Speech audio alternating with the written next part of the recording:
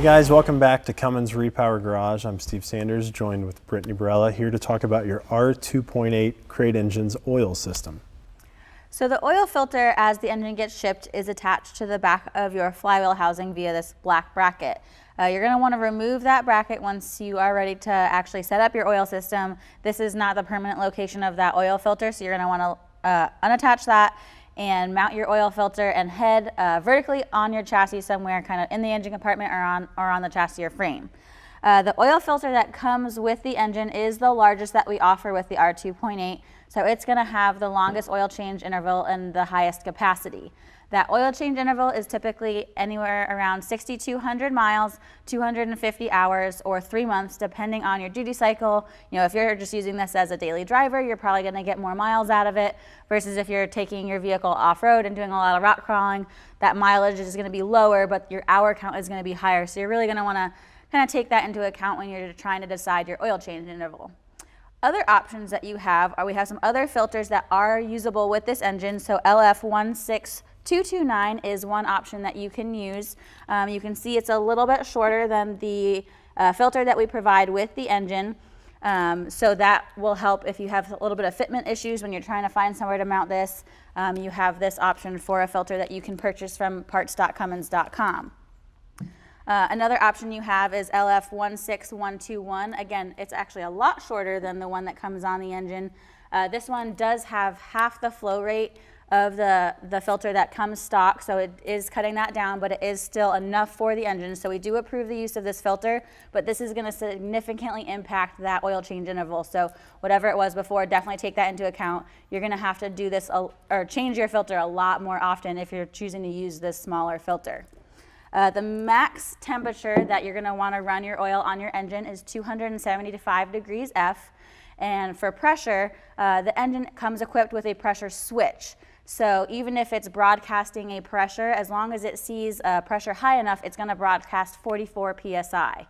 And then if it drops too low and it needs to send kind of a warning, it's going to flip basically to off until you have low oil pressure. So if you're outputting that signal to like a gauge on your dash, it's never going to change from 44 until you drop below the acceptable oil pressure.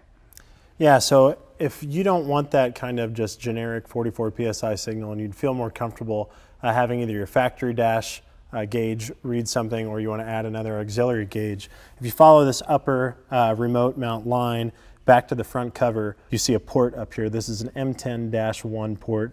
If you want to run your factory oil pressure gauge, you can tee the sending unit into this. If you want to add an auxiliary temp gauge for whatever you think your duty cycle might be doing, and if you want to know about what that oil temperature is doing, that's where you could do it. We do have this oil cooler here, so odds are you're not going to get in any trouble with the temperature. But for more about the installation in a vehicle, let's go back to our half Jeep display.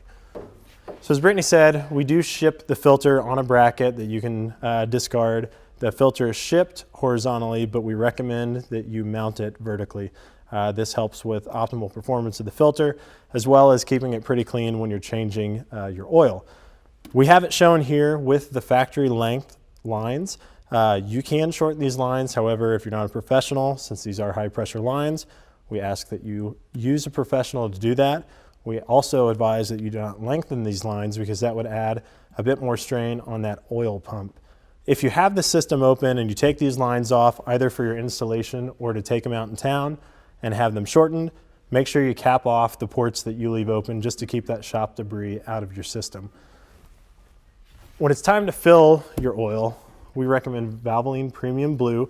15W40 is good for most temperature ranges. If you're in an extreme cold climate for an extremely long amount of time, a long winter, you might want to change the weight on that. But the really important thing here to note is the CK-4 rating. That means that this oil is really clean, it's got the right amount of ash content, and it'll be perfect for the longevity of your engine. Lastly, you've got your oil, you've got your system, it's time to fill it. So take your 15W40, put it in. You've got a 5-liter pan capacity. From low to high on your dipstick is 1 liter. And depending on what you did with your oil filter selection and line length, you're going to want to let that oil settle, check it, and top it off as needed. So I think that's it for this edition of Cummins Repower Garage. Join us next time. it.